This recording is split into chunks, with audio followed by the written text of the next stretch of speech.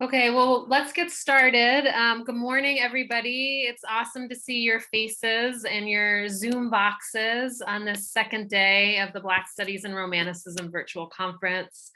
Thank you so much for all of your energy and your thoughts and your work yesterday. I'm really looking forward to talking more and hearing more today. We have another full day of events, starting with this this plenary that I know will be brave and nourishing and thoughtful. And then we'll have a panel and then lunch, and then we'll have the keynote by Zakiya Amon Jackson, and then some more panels after that. So I hope you can stay with us as much as possible. The password, I guess you all have found the password, but if you need the password, let me know.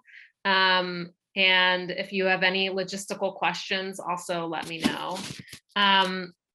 I guess I want to start. I'm just going to keep this introduction very short. I want to start by giving a big shout out and thanks to Bakari, because he was the one when I emailed trying to bribe him with some Muji pens to do this plenary collaboration, said, all right.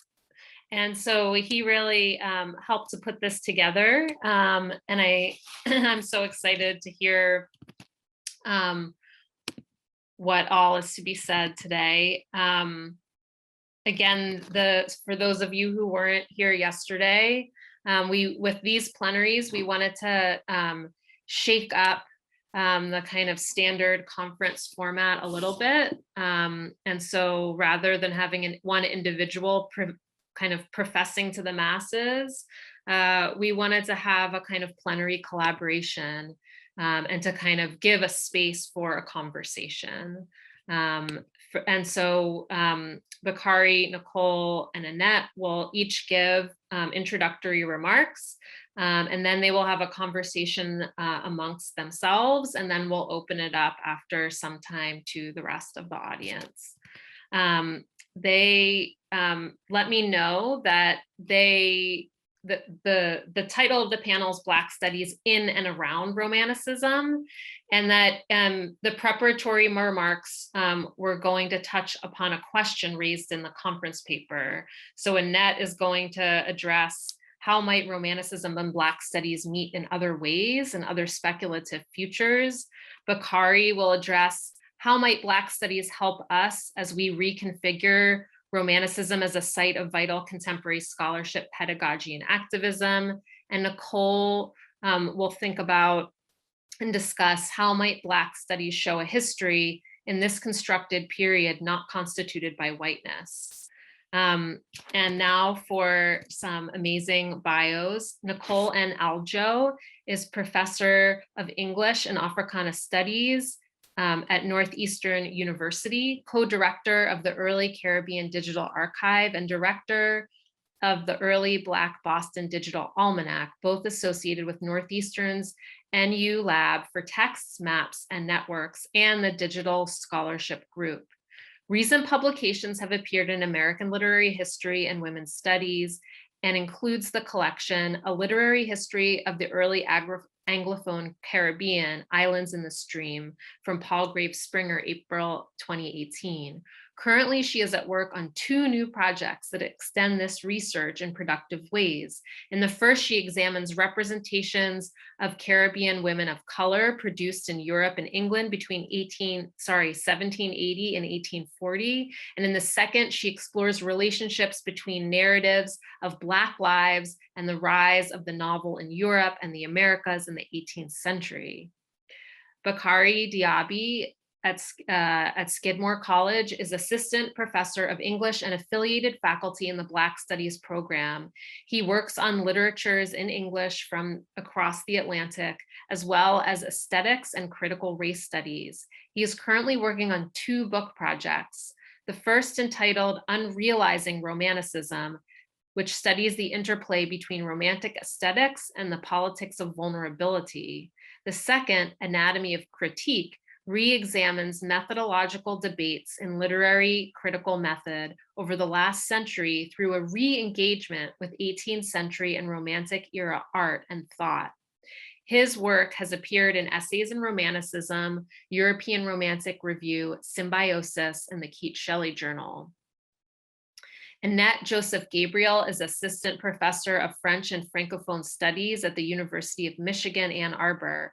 Her research focuses on race, gender, and citizenship in the French-speaking Caribbean, Africa, and France. She is author of Reimagining Liberation: How Black Women Transformed Citizenship in the French Empire, University of Illinois Press. She is currently at work on her second book, Enslaved Childhoods. So let's give a big round of applause for our amazing and wonderful speakers today.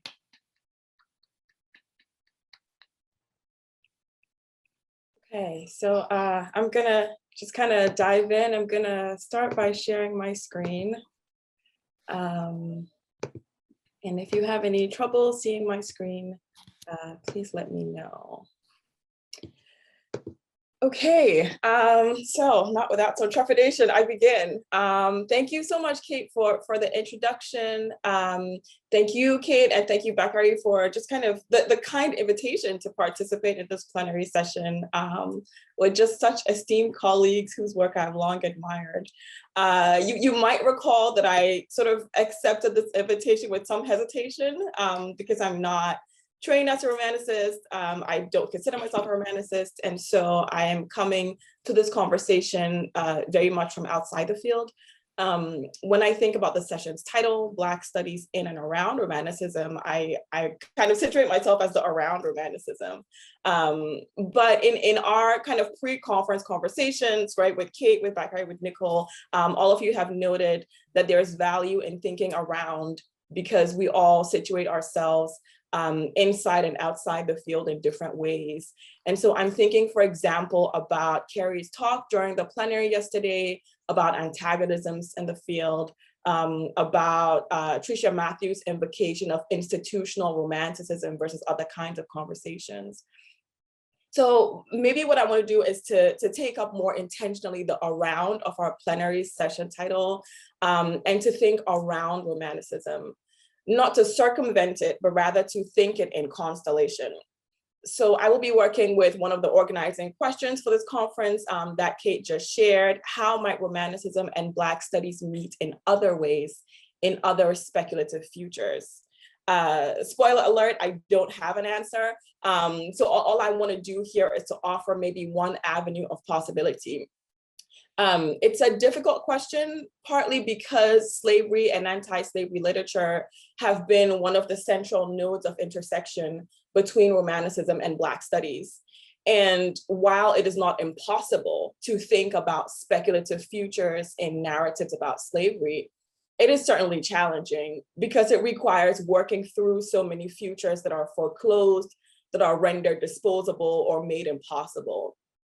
So situating the slave narrative, for example, as a primary site at which to read race in the Romantic era certainly offers many analytical possibilities. It also imposes some limits. So as Bakari writes in Black Women and or in The Shadow of Romanticism, quote, critical focus lies on how the period highlights Black men within slave discourse as the fugitive, the rebel, or the suffering penitent slave. So the limits of the genre become the limits of the encounter. They determine where and how we meet. So how might Romanticism and Black studies meet in other ways, in other speculative futures? Black childhood, and more specifically, Black children as readers and writers, allow us both to think with and through slavery as that node of intersection, but also to think around it. So what I want to do is to share 3 short letters today, written by Euphemia or Euphemie Toussaint, depending on the language that you're working in, as one example of how narratives about Black childhood can be a generative site, a meeting point, a space of speculative futures. And there's something particular about childhood, right, that kind of gears us or orients us to think in that sort of like sometimes linear, right? But to think about the future in particular kinds of ways. And I'm interested in thinking long-term about how Black childhood both kind of motivates that kind of thinking and also disrupts that kind of thinking. So Euphemie Toussaint was born in New York in 1815. Her mother's family had been enslaved in Saint-Domingue by the Bérard family. So the Bérards were a family of white planters that fled the Haitian Revolution and brought the enslaved people in their household with them to New York, hence the Toussaints being in New York. Euphemie's uncle Pierre Toussaint, who's probably the most well-known of the Toussaint family, purchased his family members' freedom from the Bérards and was ultimately freed himself by Bérard's widow on her deathbed. When Euphemie's mother, Rosalie, so Pierre Toussaint's sister, died from tuberculosis, Pierre, Euphemie's uncle, adopted her. As Euphemie grew up in Pierre's household, he requested that she write him a letter every day as a kind of pedagogical literacy exercise, right? So to practice writing in English and in French. The result is Toussaint's nearly 100 letters penned between the ages of 7 and 12. They were written in English and French and signed by Euphemie Toussaint or Euphemia Toussaint, depending on the language she was writing in. There's a lot that can be said about the relationship between family and language and nation that this pedagogical epistolary exercise suggests. There's a lot we can say too about the content of Toussaint's letters. So I'll just kind of give you like a really quick summary. In them, she asks for fabric to make frocks for her dolls. She recounts her visits to the opera and her walks on Broadway to see the newest fashions. She talks about her affective response to the music she's learning to play on the piano. And she repeatedly asks nearly every day for 5 years with that single-minded determination that children are very good at, to be allowed to have tea parties with her friends. So Toussaint's letters create for us the world of a middle-class Black girl in New York whose life seemingly revolves around artistic and religious instruction and leisure. I will say that Toussaint was never enslaved. She doesn't write about slavery in her letters, but in some ways there's also, right, a lot of ways that slavery kind of haunts her letters from the margins of her text through different sort of accountings of loss. What I want to do is to share 3 of her texts to think about how a Black girl's writing practice can illuminate the questions about loss, possibility, and kinship that I think we have been grappling with in different ways in our conversations yesterday and I imagine today. So the first 2 letters are as follows. On October 8, 1823, and you can see sort of the transcript here on the screen, Toussaint writes, "Dear uncle, I'm reading a story about a little boy whose name was Jack and a gentleman named Mr. Glover. And one day he was going to take a ride and he heard a noise and he went to see what was the matter with the little boy. And he went close up to him and asked him what was the matter. He told Mr. Glover that they put his mother in there. He said she promised she would come again, but she did not keep her promise. Adieu, dear uncle, Euphemie Toussaint." Now, up until this letter, most of Toussaint's missives to her uncle contained a variation of the complaints that she had nothing to write. So for just like months and months, all of her daily letters were, "Dear uncle, I don't know what to write. Your dear niece, Euphemie Toussaint," right? Like they'll just kind of like, why are you making me do this thing every day that I don't want to do? But then here, right, it's startling because becoming a reader of the story of Jack and Mr. Glover unlocks the possibility for writing one of her first longer letters. So becoming a reader unlocks the possibility of composition through copy. On March 25, 1824, Toussaint writes again, "Dear uncle, I read a story about a little boy whose name was Jack, and he had the misfortune to lose his mother before he had reached his 5th years. And Mr. Glover was passing by a burying ground, heard the voice of this little boy, and Mr. Glover went up to him and asked him what was the matter. He said he was calling his mother, who they had laid there yesterday. She told me she would come back again, but she did not keep her promise. Adieu, dear uncle, Euphemie Toussaint. Written nearly 6 months apart, Toussaint offers two renderings of the same story. So we might think of her letters as a copybook. The copybook, with its emphasis on repetition, becomes a site for rehearsing the I. In this case, constructing the self as reader, right, as you see in the first sentence of both letters. And when I say that her letters are like a copybook, they really do look like a copybook. I'll show you one really quickly here, right, because her uncle would correct her mistakes and give her feedback. So here you can see kind of in the fainter cursive script, that's Euphemie's letter. And then in the deeper bold script at the top, right, are her uncle's corrections of her spelling and grammar mistakes. But these two letters are also interesting, not only for their similarities, but for their differences. So in the second letter, Toussaint has become more adept at relating detail. Even more interesting, but also devastating, are the many losses that haunt this story. It is now clear to the reader that Jack's mother has died. But whereas in the first letter, the only I is Toussaint as the reader who is external to the story that she recounts, in the second letter, there's a curious slippage whereby she enters the narrative twice. First, in the I of the reader external to the story, so in the first sentence, and then in the me at the end, right? She told me she would come back again.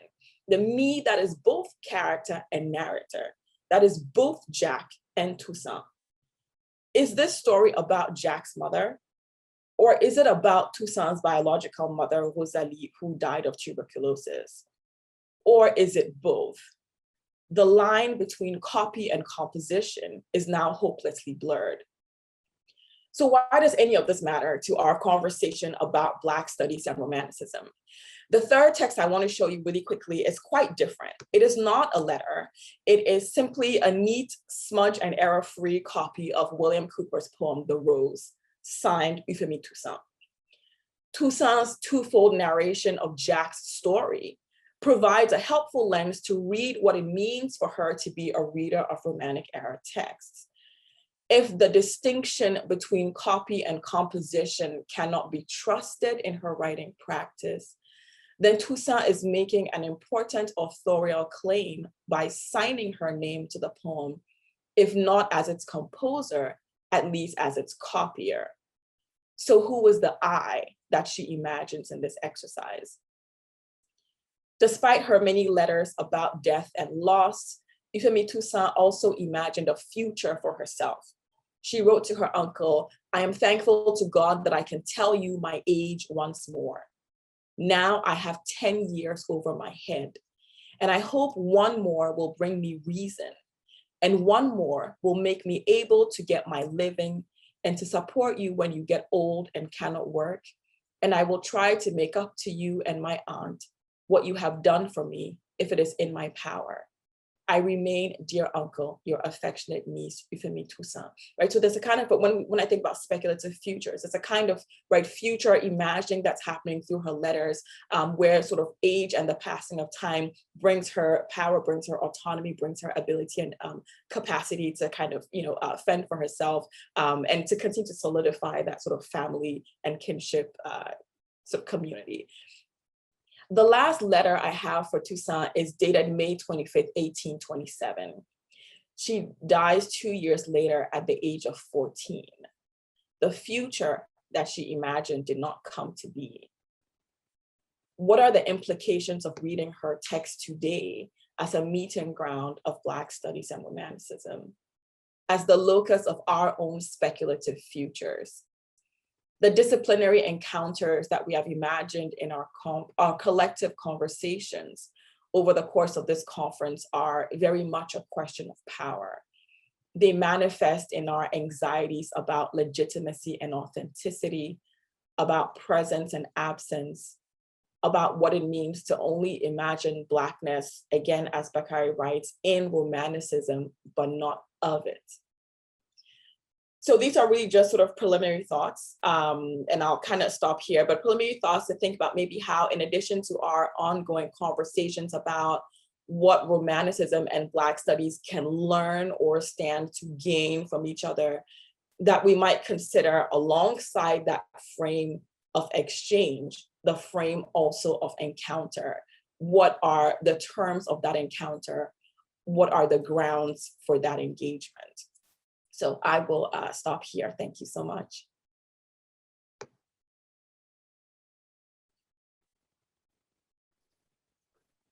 Awesome. Thank you so much for that. Okay, I'm just gonna start my PowerPoint. That's a tough act to follow. Hi, everyone. My name is Carrie. I just want to start off by thanking Kate and everyone else who helped put this together, and really thanks to Kate for fighting for this. This has been really great and really it's been really educational for me so far. And it's also great to see what the virtual has enabled this weekend or these 2 days. As we meet from all over the world, and I join you from the historical lands of the Mohawk and Mohican nations. First, I want to start off with a quote. It is through poetry that we give name to those ideas which are nameless and formless, about to be birthed, but already felt. For those who know this quote, well, you know this quote. For those who don't, you soon will. Right now, I just want to point out that to the untrained ear, this might be one of the mini Romantic era, manifestos for poetry, for redefining it as a proper profession for men. So, as mentioned earlier by Kate, we each decided to tackle one of the questions in the CFP, and I chose this question: how might Black studies help us as we reconfigure Romanticism as a site of vital contemporary scholarship, pedagogy, and activism? Today, I'm going to focus a little bit on the word reconfigure, but before that, I begin with 2 anecdotes. First, last summer, the Undisciplining Victorian Studies piece in the LARB made quite a splash. In it, Ranjani Chatterjee, Alicia Kristoff, and Amy Wong used the idea of becoming undisciplined from Christina Sharpe's In the Wake to question the undergirding racism of Victorian studies. This was and is a much needed call, one that I'm very sympathetic to, and one that I think will be incredibly productive to a rising generation of scholars interested in Victorian and 19th century literature, culture, and thought. But last fall, I heard a tenured white academic claim that the authors, quote, want my field to die. They want my field to die, exclamation point. That's what this person said. Hearing those words were emotionally draining because, let's be frank, if anything, they might have ended up helping to save the field. I wouldn't dare insist that that was their intention, but I was disappointed in the response to the 3 great scholars trying to, well, reconfigure Victorian studies as a site of vital contemporary scholarship, pedagogy, and activism. It makes me wonder what the reactions might be here. Will we be seen as trying to kill a field or as trying to save it? And are these really our only options? The second anecdote, and it is one I shared in part during a conversation with Christina Huang in March, which is available online. In graduate school, I joined a Black Marxism reading group, open to faculty and grad students alike. I was happy and excited and nervous, and I was right to be. Question after question in that first meeting, I got the sense that some people in that room were just trying to discipline Black Marxism, trying to discipline Black study, and trying to discipline area studies in general. Members not only tried to make them fit into established, rigid period and field distinctions, that kind of disciplining, they also came off as trying to punish these areas, these modes of activist scholarship. Someone asked if the book wasn't, quote, just identity politics. Another in a rant, in one of 2 rants actually, said they were, quote, tired of intersectionality. And there are a lot of criticisms of intersectionality from a lot of different approaches, but this person's point was that intersectionality was a spatial metaphor, as if figuration in theory is bad, but only in the hands of feminists and women of color. At the second meeting, someone said that Cedric Robinson didn't know enough about the medieval period, and I just couldn't. It was, well, emotionally draining. I sense resistance to Black study in these anecdotes. In the first, I feel a fear that Black studies trying to reconfigure a field would be akin to killing it in the minds of some. In the second, I see attempts to dampen and sap Black studies of its potential charge, attempts to reduce it to just identity politics, or to dismiss it as contentious. These two events remind me of how Du Bois opens the souls of Black folk, considering the unasked but often implied question posed to people of color in America. How does it feel to be a problem? The anecdotes make me feel like a problem. Maybe that's a good thing. So that's where I'm coming from with my hesitancy to ponder much the question I read earlier. How might Black studies help us as we reconfigure Romanticism as a site of vital contemporary scholarship, pedagogy, and activism? So what shall we do? What can we do to reconfigure Romanticism? I linger on that word reconfigure, and I think it might be a vital one here. Figure, of course, can mean many things and long has. It is arguably Romanticism's MO. And to configure, according to the OED, etymologically, would mean to fashion after some pattern. It is an iterative act of craft. And it points to a kind of collaboration. We must shape, figurare, together, con, to reshape together. Stuart Hall once said that, quote, he thinks of the new not as breaking completely with the past, but always as reconfiguring the elements of the past with some elements that are new. Nothing new is only new. It is just a reconfiguration. And a reconfiguration is really a remix. So to reconfigure Romanticism as a site of, well, anything would require keeping elements of Romanticism, elements of its past in place. We do not reconfigure Romanticism into something vital.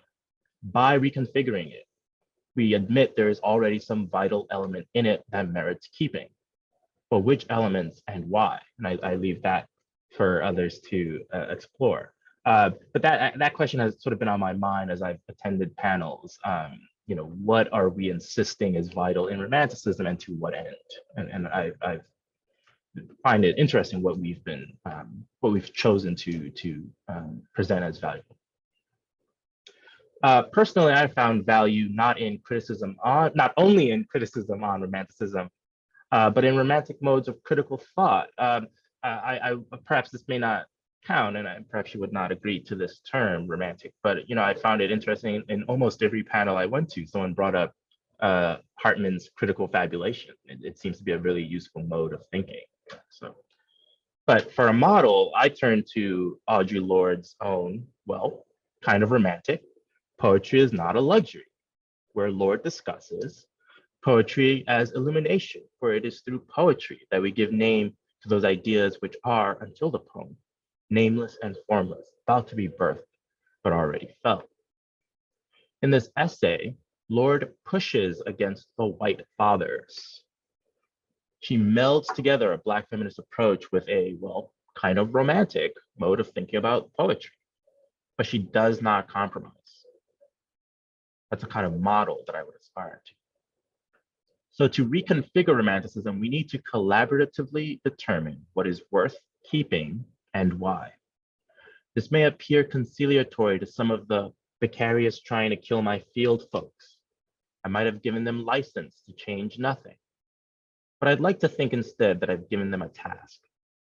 Because, let's be frank, we are not trying to kill a field, we are trying to kill its ignorance. Changing nothing kills the field. So in the immortal words of Hortense Spillers, what you gonna do? I'll just stop there.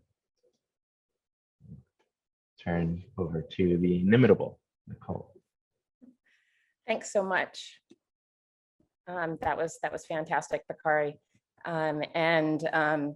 My talk is going to pick up on a couple of your themes, particularly the theme of remix at the end. I also should apologize. I just got a little notice that said my internet connection is unstable. So I am coming to you, as I said already, from Jamaica. Internet I might disappear. And that will be why. Anyway, so I want to add my thanks as well to Kate Singer, as well as to Bakari for organizing this innovative plenary. Yesterday's panels and the plenary in particular were just incredible. I'm looking forward to today's continuing engagements with the intersections of Black studies and Romanticism. I'm particularly excited about the opportunity to be in conversation today, right now, with Bakari and Annette, because there are so many overlaps with our work. So I'm going to share my screen.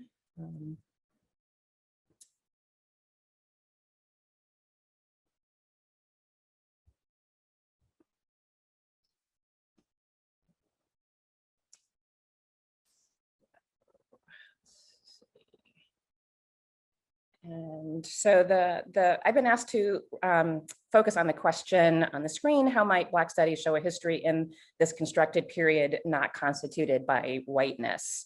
I'm going to start with an anecdote about the beginnings of my career in the academy, and then offer some thoughts based on the work of two scholars who inspire me to engage with the question, and then conclude with the model of one possible intervention.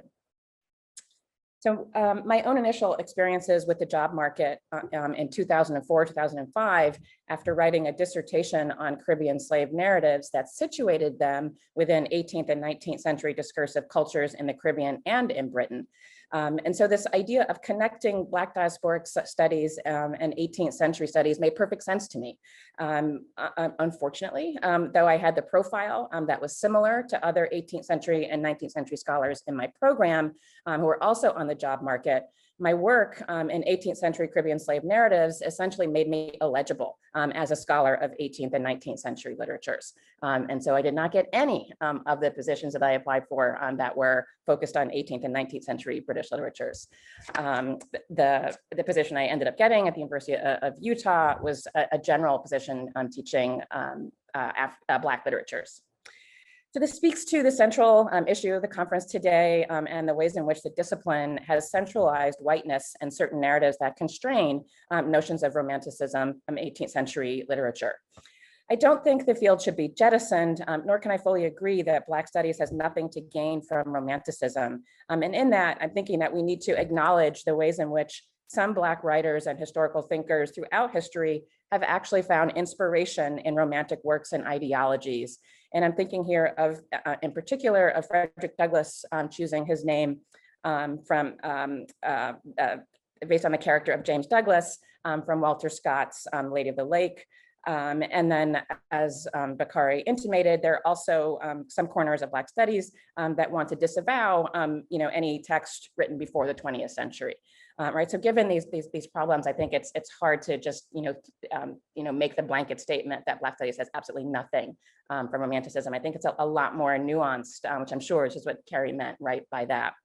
I just wanted to make that clear that there are some connections there. Instead, I think we want to find ways to be more inclusive and actively racist in ways that decolonize. So following on Bakari and Annette, decolonize our assumptions and associations of what I'm calling old Romanticism. One of the most important avenues for reimagining Romantic studies is to encourage and facilitate more engagement in the field by graduate students of color. I think we have seen recently, right, in this conference here, that many more people of color are studying and participating in 18th and 19th century fields. But there's much more that can be done, such as creating fellowships and studentships in this area targeted to people of color. And I'm thinking here of the wealth of resources that are thrown at diversifying STEM. So if this is a commitment, I think our theories and engagements, I think all that is fine, but I think we also need to attend to people as well, that helps to shift the needle. The second point I want to make is to acknowledge that this is not a new conversation. It may be new to us, but as Matt Sandler and others acknowledged yesterday, much of the foundational work of early Black Atlantic literary cultures was created and facilitated primarily by Black female librarians like Dorothy Porter. In trying to continue this work and to think through the relationship between Black studies and Romanticism, I've been thinking alongside two Black female scholars. The first is the work of Barbara Lala. Lala is a former faculty member at the University of West Indies, St. Augustine in Trinidad. She's now a novelist, which I think is kind of telling. She and Jane DaCosta wrote a really fantastic volume in 1989 called Voices in Exile, Jamaican Texts of the 18th and 19th Century. And this is one of the first collections to bring together this early diasporic work. And based on that 1989 text, she wrote an essay in 1996 that appeared in Melis.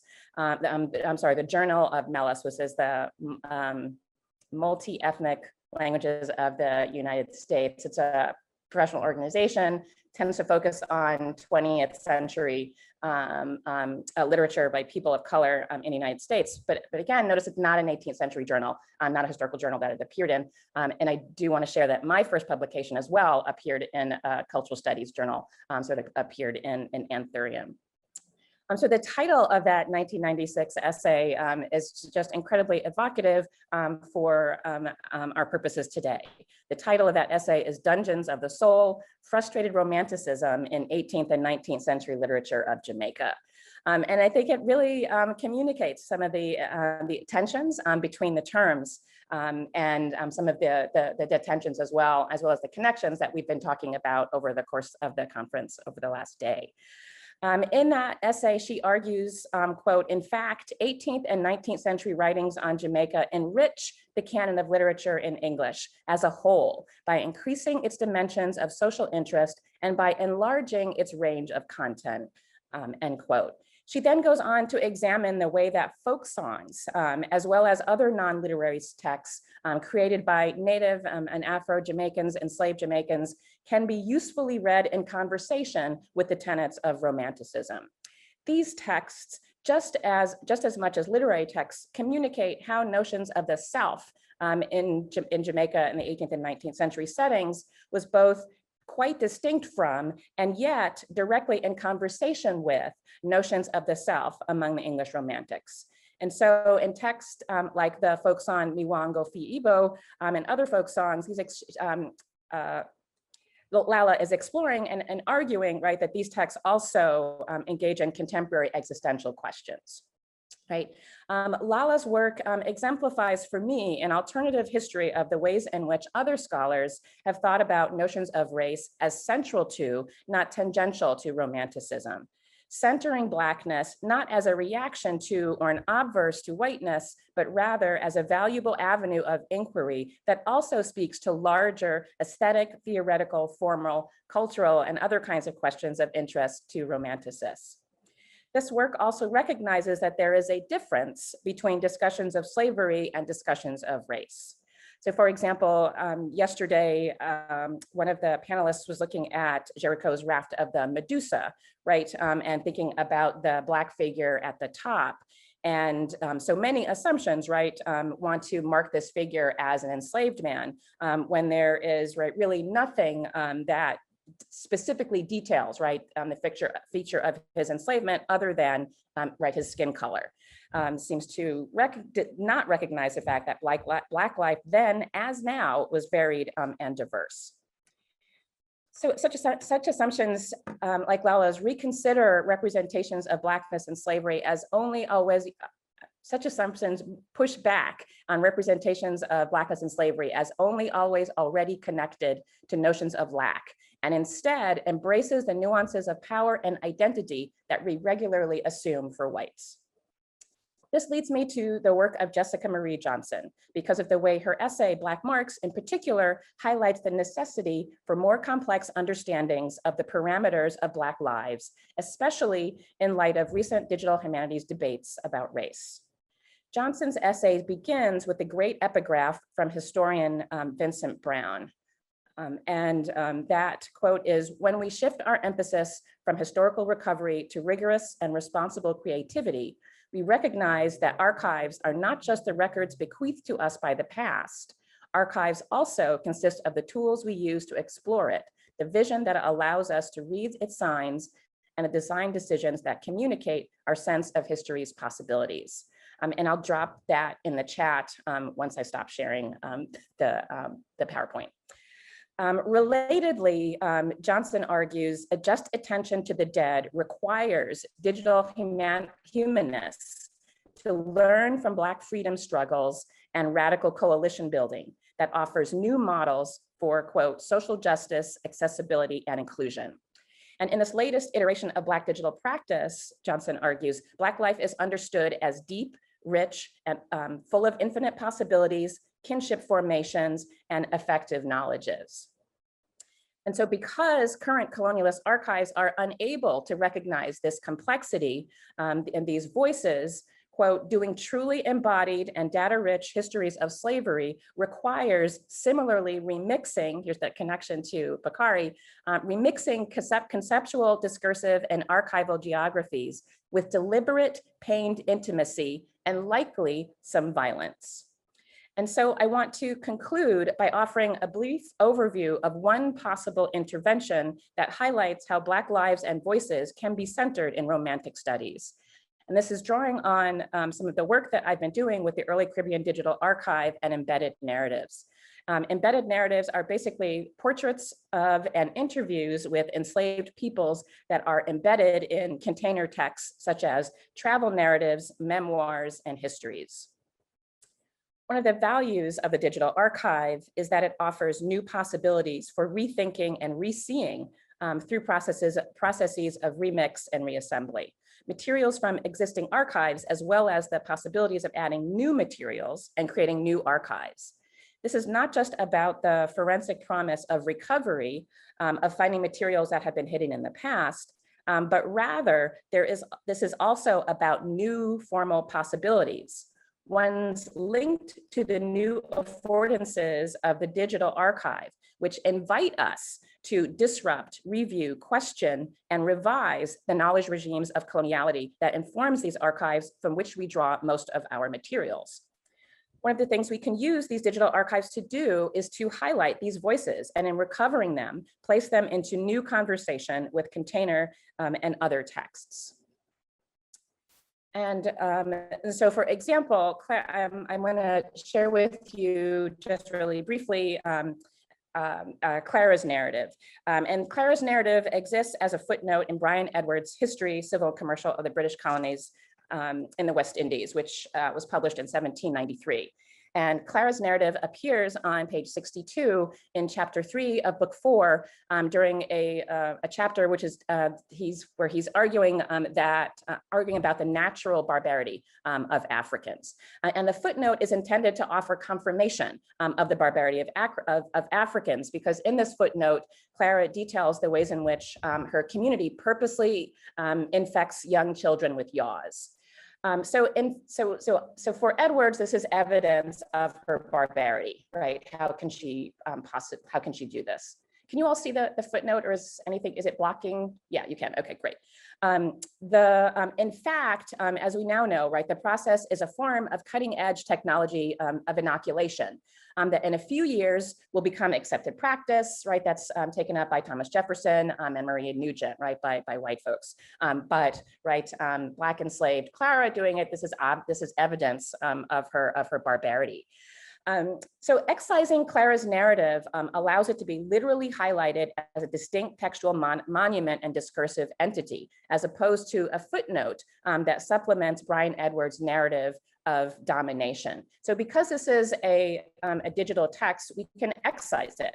And there's a long history of excising texts, right, from other texts, right? We know Lydia Maria Child had done it. Equiano's text, Douglas's text as well, were all excised. So this is the excision of Clara's text. So when you take her text right out away from Edwards, we can clearly see evidence of alternative medical knowledge, which years later, as I've said, will be taken up.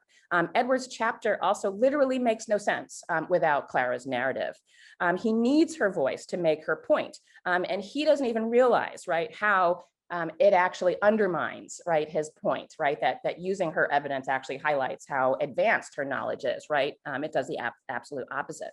But most importantly, we can enable the archive to recognize Clara's ownership of her story, that this is a story, right, that she tells to Edwards. And so in the Early Caribbean Digital Archive, we've clipped and excised Clara's narrative, given it its own metadata. So in our archive, you can identify and look for and work with Clara's narrative apart from Edwards' narrative of domination.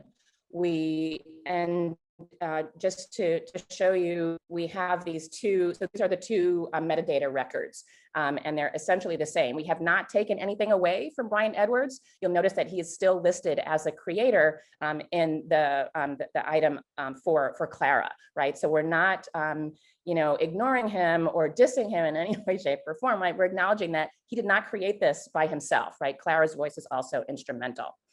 And going through Edward's history, we have discovered many other narratives. And so this is just one example of ways that, right, that these voices are already out there. It's just a matter of, right, retrieving them and then thinking about them differently, right? So more than just uncovering them, it's also about thinking about the relationship, as Annette was talking about, right, this relationship of the discursive features of these texts. So just to conclude here, in highlighting these voices within the archive by reading them in this more inclusive manner, this challenges the centrality of European discursive models and contributes substantively to our efforts to decolonize the archive and hence 18th century and studies of Romanticism. Thank you.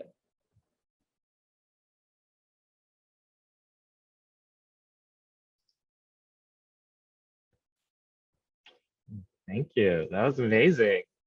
So many great threads to pull on. When I first saw the questions we had picked, I sort of thought in my head, well, that's funny, Annette's going to be talking about futurity, speculative futures. Nicole's going to be going into the history. We almost had a past, present, future sort of model. And then I realized immediately, no, these are all really future-oriented talks in different ways.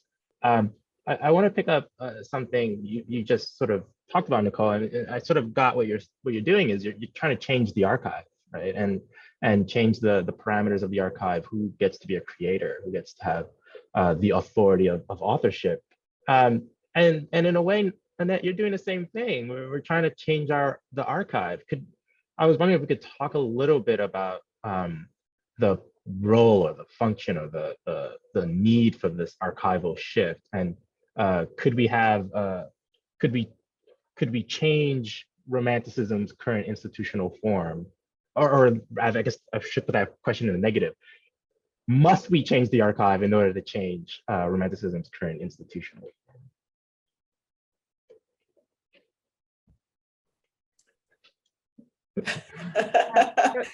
Want to go ahead, Annette? Yeah, sure. I'll take a stab at it. I mean, it's a huge question, which I might end up maybe responding to with just a string of questions of my own. But so I guess one of the ways that we can think about that is to put Clara's narrative next to Euphemie's letters, right? Like Euphemie's claiming that authorship. So like, I hired a student, an undergraduate student, to transcribe these Euphemie's letters for me. And she was like, oh, look, she composed this beautiful poem titled The Rose. And I was like, yes, she did. Right? I mean, she didn't, but okay, so there's that authorial claim happening. And so then that's doing something to the corpus, right? And then I look at Clara's story, but not both of those actions are fraught, right? What Toussaint does is fraught in the same way. I think that imputing ownership to that narrative that is Clara's but recounted in Edward's voice, right, is also a little bit fraught, I think, right? It's again coming back to the question of who's the I in both narratives, right? Because the narrative is third person, and then he retells her response in the I, but is that I really Clara? Or like, what do we do with mediation in the metadata that we're creating for this new archival entry? And what does that fraughtness then tell us about what it means to approach archives as sites of violence, right? Violence that I don't know that we can undo. And so Yeah, like I said, I will like maybe I'll put those out there in our conversation, right? But I do think that it is crucial that we think about the archive as one of those meeting grounds, right? Is how do we arrive at that meeting ground from our respective disciplines with tools that are at once inadequate but also helpful in relation. So yeah, maybe I'll stop there lest I ramble, but I do think that it is absolutely central to put the archive for front and center in the conversation, all the while recognizing also the limits of what it means for our meeting ground to already be a site of historical and contemporary violence. Yeah, so just picking up on that, I think we absolutely have to, right, change the archive that Romanticists work with, right? We can't keep looking at, right, the same old things.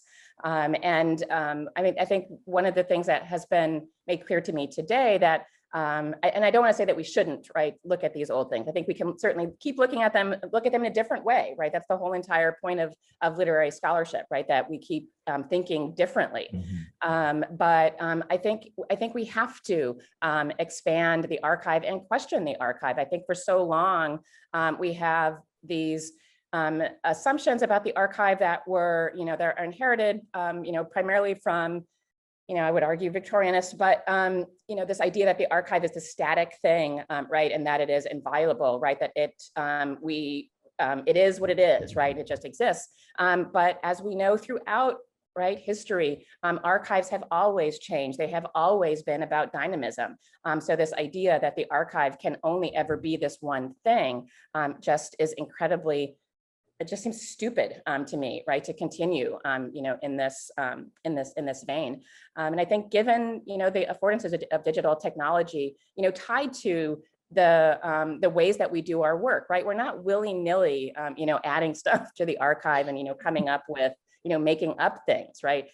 We are engaging in thoughtful, critical fabulation, right? We are, thinking about these texts. We have so many arguments at ECDA about how we go about creating the metadata, right? How are we going to identify and clearly articulate, right, the very fraught backgrounds of these texts. And then I'll just conclude by saying, what is not mediated? Right, everything, every utterance is mediated. So I think when we obsess about, right, because these texts are, dictated and they're kind of, there's complicated voices. Very often the focus and the emphasis on mediation, I think, makes it easy for us to ignore these voices. And given what we know, right, from our contemporary experiences, from our anecdotal experiences, that Black voices, people of color, trans voices, women's voices, poor people's voices, working class voices, these are not always effectively articulated in the archive. And so consequently, right, following Spivak, we have to listen differently, right, for these, and I'll stop here. But yeah, great question, Bakari. Oh, thank you. I want to pick up on that final point, right, about all these voices being mediated, and it sort of in a roundabout way connects to your very important practical point, Nicole, about graduate students and right, the need to sort of the need to actually think about quote unquote human capital. But part of what you just said, right, makes me think of the current Nikole Hannah-Jones tenure debacle. And among many things, a part of that sort of tension is a difference in what gets to count as evidence, what gets to count as journalistic evidence, right?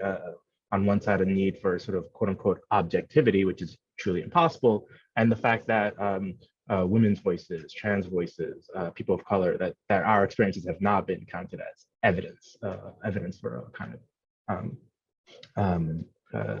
for evidence for truth claims. I only have one more question really, and I was thinking, about I loved yesterday's plenary, and I loved the sort of I love discord, I guess, but I love the not, I don't think it was conflict, but it was difference between Carrie and Matt on the sort of optimism and pessimism, and so we brought up this idea, what does Black studies have to offer or to gain rather for Romanticism, and I like what you said in that, which was to think about these stories not as just in the logic of exchange, right? What can one learn from the other, but as sites of encounter. And I guess I was wondering if we could think about what changes when we make that shift, when we think of these Black studies and Romanticism as meeting in a place of encounter instead of the sort of logic of exchange. Yeah, I mean, I think the thing that makes me uneasy about exchange is the potential of its transactional nature. I'm sorry, Nicole, I can't get Clara's narrative out of my head, because just seeing that image of you taking that text out of that site that it originated in, right, is such a powerful image. And I think that there's something there that asks us about what it means to move beyond certain terms and frames, right? And so for me, that's one of those things, right? Moving Clara's narrative out of that original frame might be a way for us to think about moving beyond ownership, because ownership of a text, but in the context, in the economy of slavery, remains really fraught. Yes. Likewise, I think, right, that the transactional potential of exchange as the kind of the frame, right? So that's why I find Carrie's articulation so powerful, right? To say that Black studies have nothing to gain from Romanticism is to challenge the idea of gain, right? That transaction of offering up and gaining, right? That point of departure of lack or something to be acquired. And I think that, you know, adding encounter means that we think in relation, not necessarily as opposed to, but maybe alongside the transaction, right? Right. So that those are maybe the terms that I wanted to kind of put out there as ways that we might kind of, you know, collectively think about what it is that we mean, what it is that we want when we want to put these two fields together, when we want to put different modes of thinking, different sites of engagement, different corpuses of text together. What is it that we want? What is it that we need, right? And I think that, you know, maybe thinking about encounter might also be one of the ways to think about that. Yeah, I wonder, I mean, Bakari, I would love to hear, you know, more from you about, you know, this idea of remix and encounter. Yeah, I would love to. I mean, my thoughts are pretty early, I guess, to sort of inchoate, but I think Annette just said it very well, right? And just to repeat, right, what we have to think about what it is that we need from these encounters, but also what is it that we want from these encounters. And the way I sort of phrased it in the past is, you know, why are you here? Why are you here trying to make this connection? For me, you know,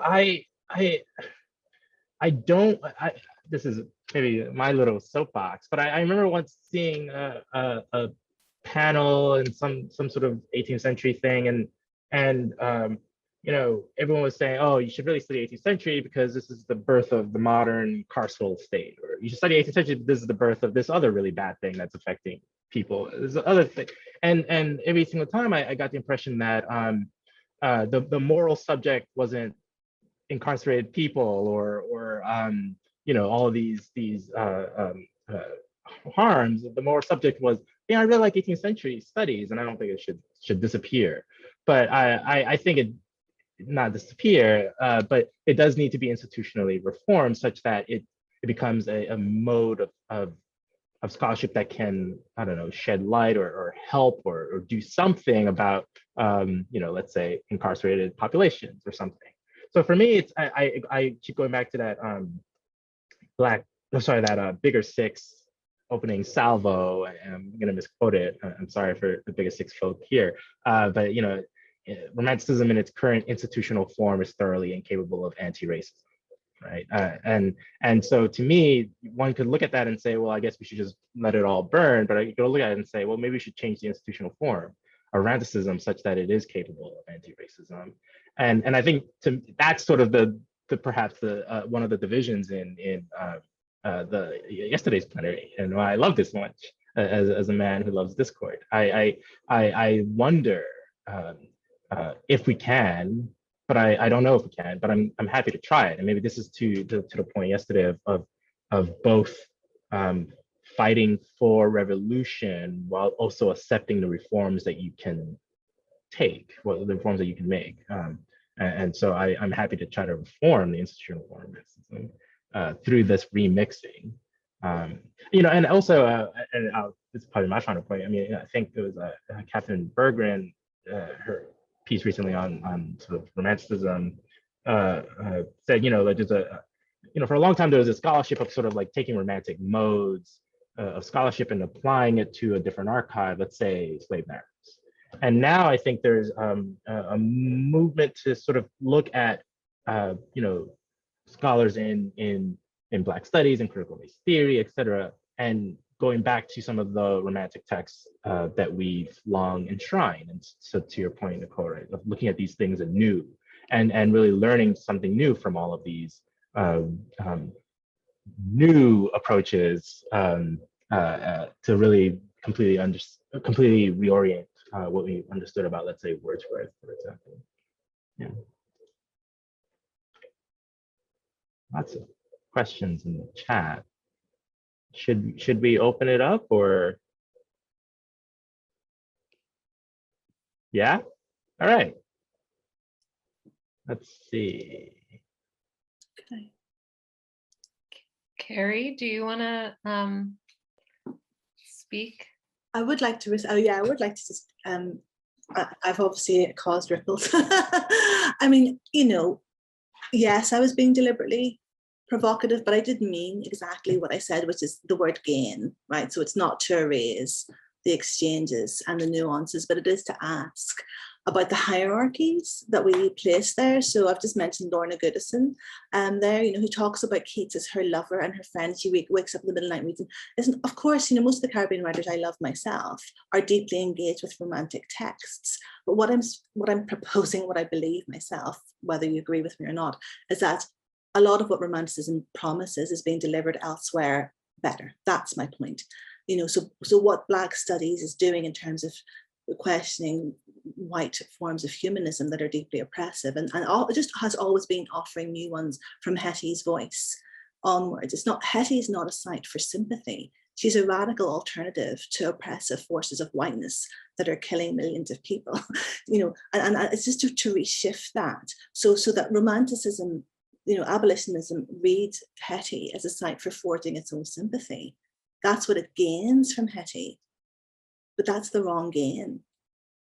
So that's really the emphasis. I do mean what I said, which is not to downplay. We're in the mesh. We came through. Caribbean writers are in the mesh of these exchanges, and I love Annette's suggestion for re-encounter, and Nicole, I love the vital work of deconstructing and reconstructing and rediscovering the archive, as painful as that is. It's just so vital. And but Carrie, your question is just it. What do we need? What do we want? And what do we desire? And I think when I read classic canonical romantic texts as a colonized subject, like Lorna Goodison, they speak to desire things that I want. But what I'm saying is that these things are being delivered elsewhere. They've been delivered in those beautiful letters that you shared, these questionings. They're being delivered in creolized cultures of the Caribbean, I would propose. And what I'm suggesting is that the humanism and the freedom and the liberty proposed by Romanticism as it is currently formed cannot really deliver if it doesn't demolish the whiteness at the core of that.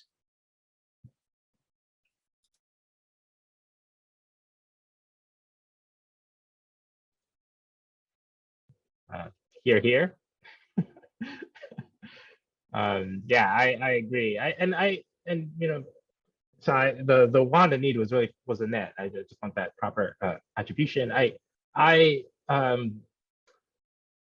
guess that what you just said, Carrie, makes me ponder a new question, which is, can we have quote unquote romanticism, capital R, lowercase r, your choice, without that whiteness? And I think this is really the question Nicole tackled. So maybe just to pull back the curtain a little bit in our Zoom chat before this conference, I remember saying to Nicole and Annette exactly the same exact thing you said, right? I don't think Black studies has anything to gain from Romanticism. I was very cynical. There's a far more cynical version of the talk that I gave that exists on my iPad that will probably never see the light of day. But Nicole really brought me from the edge and made me think that it's and you know, we're still thinking then in the logic of gain and need and exchange. But I think, you know, with Nicole and Annette's talks, and I'm awed by the two. I think there might be a really good speculative future here by going back and reconceptualizing and recalibrating the archive, and whether the word Romanticism remains is you know an open and live question. I for one also have found, you know, to your point, Carrie, yeah, that what we get from Romanticism is delivered elsewhere better. I found, you know, maybe a book one day I'll write with my therapist, right? I find that my parents and their Malian spiritual practices are very romantic, and it spooks me out sometimes. And so I've wondered, like, do I need all Romanticism in order to really get what it is that they've already had? I don't know. But yeah, these are questions that I'd love to see people continue to argue about.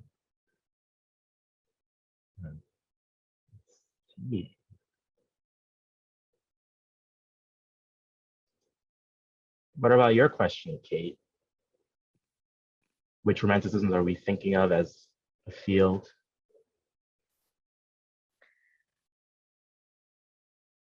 Yeah, I don't know. It's something that I've been trying to hit my head against really since the plenary yesterday.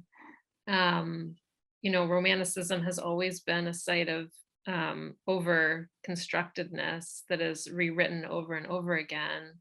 I mean, it is kind of a, you know, like campy, uncanny double of itself that almost has no originary location. So when we talk about Romanticism, like what are we even talking about? Because on the one hand, there is a certain sense, I guess, that we all have alluded to about, and that Trisha wrote, I think, in the comments, that there is an institutional sense of Romanticism. I'm not even sure exactly what that is anymore, not being at an institution that really actually has that anymore.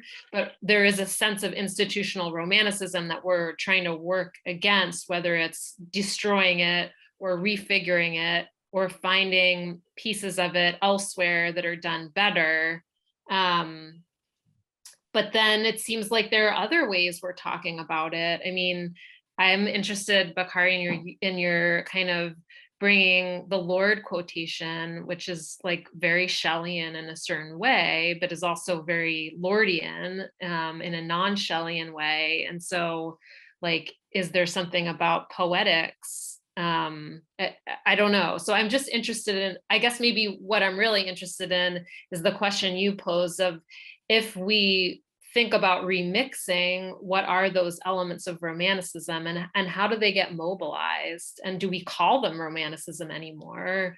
Or do we call them something else because they're located elsewhere? So I don't know.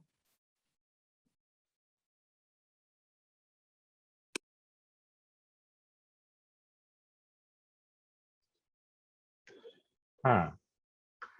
Yeah, I don't know. I mean, I guess for me, part of it, part of the appeal to Romantic studies, ironically, has been the ism and the sort of looseness that allows to me to really go far outside of what, I mean, ironic for a field with such a small, traditionally with such a small canon, that Romanticism allows you to really find the romantic mode far outside of those, the big six or big eight or whatever, however you want to count it. And so I wonder if that really just opens the door to the admitting the admission that we don't really need Romanticism then, if we could just think about the romantic. so like I said, I mean, that I find parts of that Lord quote very romantic, and I love teaching poetry is not a luxury alongside Shelley, who is one of the white fathers that Lord is really in dialogue with and trying to move beyond, um, uh, while still participating in some of the sort of post-romantic ideas of poetry and aesthetics that Lord is working with. I find that they both, Lord and Shelley, are participating in the romantic, but to very different ends. And I think maybe the conciliatory nature of parts of my talk, this less cynical version of my talk, would be to say, look, the romantic can be used, right? And what we use it for is really ultimately what we are judging. What is the use of it? But I don't know. Maybe tomorrow I'll be more cynical and not think that. I think also that it feels like there's a tendency to assume that the field, like the archive, right, is static and inviolate. And I think that we've all seen the field change even within our own lifetime. So, I mean, the Romanticism and, the papers and focuses that I'm seeing are very different than what, how I was taught Romanticism, as a graduate student in the early 2000s. I mean, definitely, right. I think we would say that feminism and feminist theory has had a major effect on Romanticism. Now, I mean, not as deeply as we all, would like, but, maybe in conjunction with, some of the things that we are talking about today that can, shift the field. And I think also there's the pragmatic aspect, right? So thinking about publications, thinking about, right, collections that are put together, as well as the leadership of, the various organizations that profess, right, to be focused on Romanticism, that these are also ways that we can help to shift, right, the conversation and make it more inclusive in the ways that we want.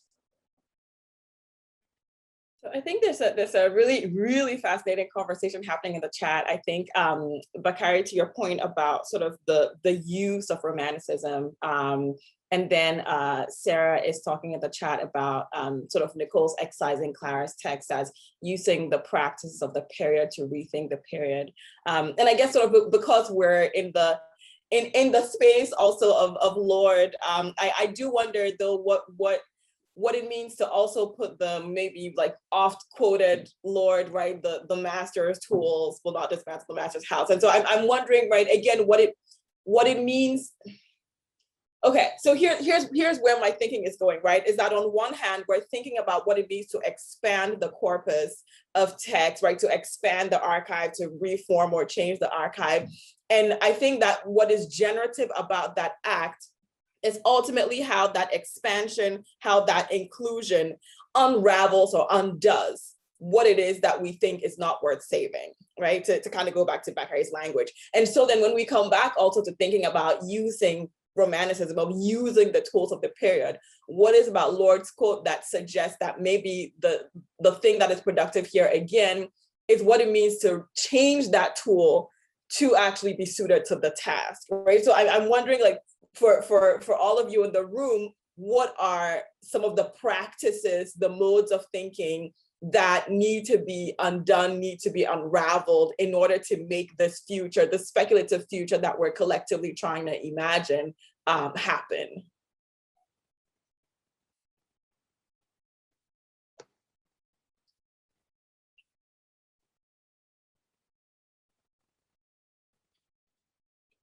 Wow. Oh, Matt, please. That was really lovely, Annette, and thank you all three of you for such a smart kind of conversation. I guess I want to say, first of all, that I think Carrie's cynicism that she expressed yesterday is utterly warranted on the basis of experiences I think that so many people in this conversation have had over the years. And for me, I think in response to Annette's question and a couple of things people have said lately, I guess it's occurring to me to say, like, one of the ways I think about being in conversations about Romanticism, which is not exactly like where I actually kind of belong in my job life exactly, but I kind of found my way here sort of instrumentally or as a kind of improvisation in search of sort of other things. It strikes me that one way we might think about it is kind of like occupying the institutions of Romanticism. So that now, you know, for better or for worse, Mount Holyoke is hosting us all on its server to have this conversation. And that ain't nothing, you know? And so maybe as that process that is symbolized by this occasion continues to evolve, the thing to think about is how do we inhabit these institutional spaces, and how do we do so in a way that is hospitable to more expansive range of people, of young people who might want to know about the 18th and 19th century and what happened in the Atlantic world, you know, among other things, to Black people in it.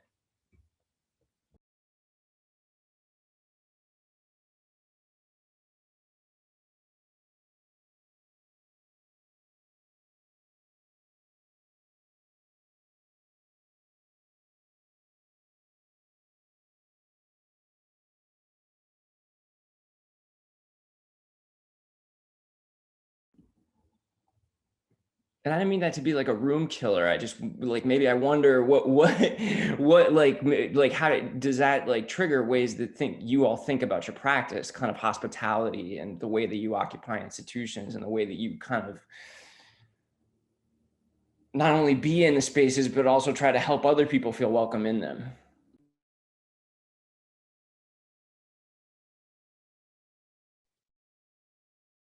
Ask me after tenure, Matt.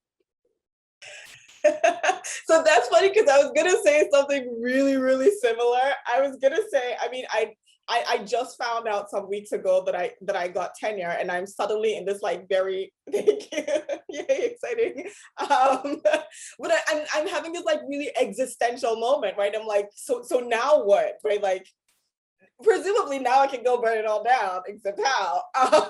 But what? So what I'm taking from what you're saying, Matt, that I find really helpful is the word inhabit, right? So what it means to inhabit institutional spaces and how do we inhabit institutional spaces.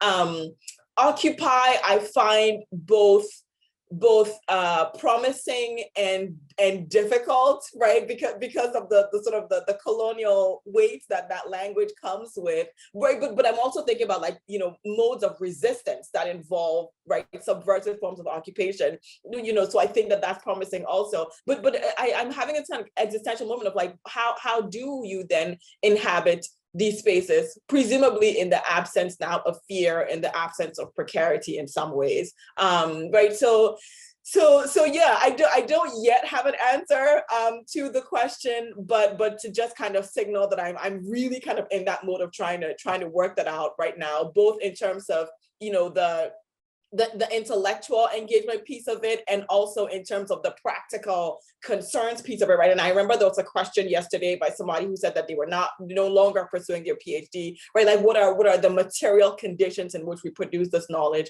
and what does this knowledge then get to be used for? So again, just more questions and response to questions, but just to say, like, I'm right there with you, Matt. So as the tenured faculty member in this group, I will say that that existential crisis doesn't go away.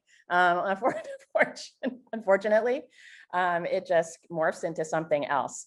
But I have, you know, since I've gotten tenure, I have been strategic about the ways that I operate in the academy now. So I teach a class on early African American literature. I teach, and I've also been shifting that class to doing more public engagement work. So working with, say, groups of young people, high school age in the Boston area. And one of the things that I did, which was the most rewarding experience that I've had to date, was I took a group of them, so they're like 14 to 18. We went up to Beacon Hill, which is where the Museum of African American History is. And Beacon Hill is also the place where, you know, John Kerry lives, and, right, multimillionaires, these, you know, amazing houses and apartments and those kinds of things. So a very white space.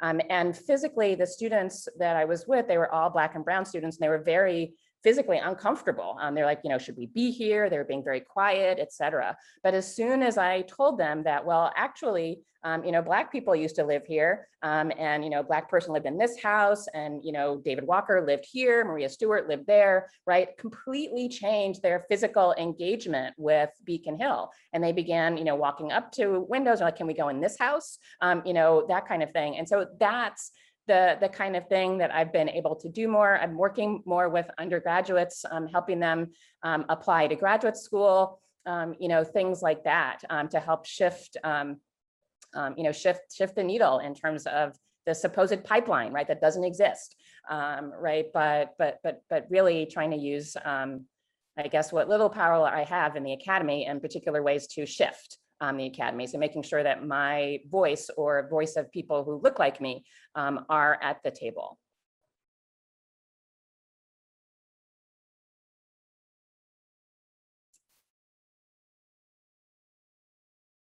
And I do want to say one other thing that I think is really, really helpful as well, because I know as a woman of color, right, speaking is obviously very important, but at certain points, and this is particularly the case for an untenured faculty of color, that very often you are required to speak in situations where, right, it's politically complicated if you do speak. And I just wanted to share one experience that I had that was very helpful, where a senior white female colleague before a meeting, we had a conversation with me where, clearly the reason why I was in the meeting as an untenured faculty member was to speak to, being a person of color, but I was untenured. And so didn't want to, didn't want to be a target. And so this woman very graciously, offered to basically say, what I was going to say, but because she was tenured, right, the cover, she would be able to, receive the cover, and she gave me cover. And it was just a really wonderful experience. So for the allies that are here, I encourage you to do similar kinds of things. I mean, obviously after a conversation with the individual, never, step in and speak for someone. But that is one concrete way that folks can really help support our colleagues of color in the academy.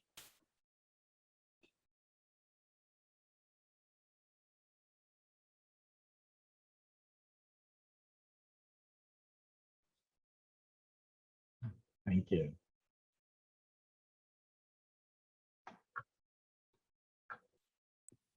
We have about 5 minutes left. Are there other lingering questions or things from the chat that you wanted to highlight?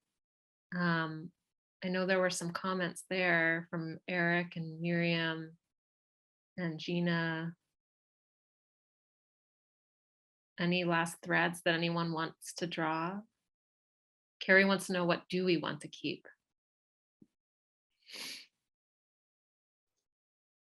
Well, I'd love to hear what people say as the conference goes on. I mean, this is sort of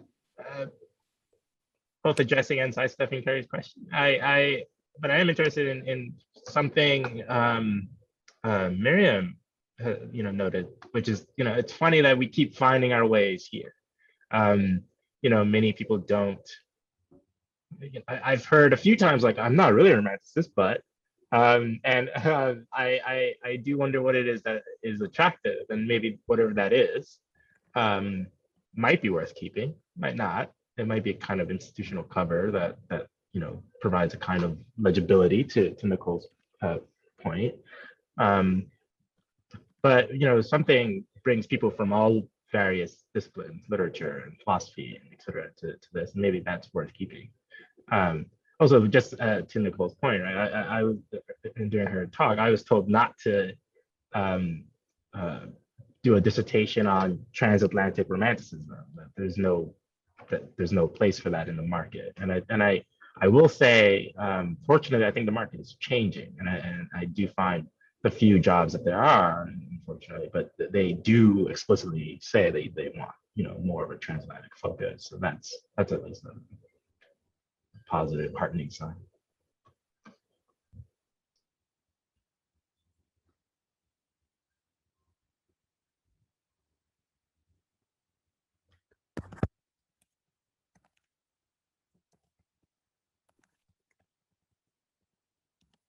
Well, maybe we will end with those helpful words from Bakari and Annette and Nicole, and also some of the things in the chat I would direct you to also. But I'm sure we'll have some time to continue to think about these questions today. Thank you so much, everyone, for joining us bright and early, especially if you're in the West Coast of things.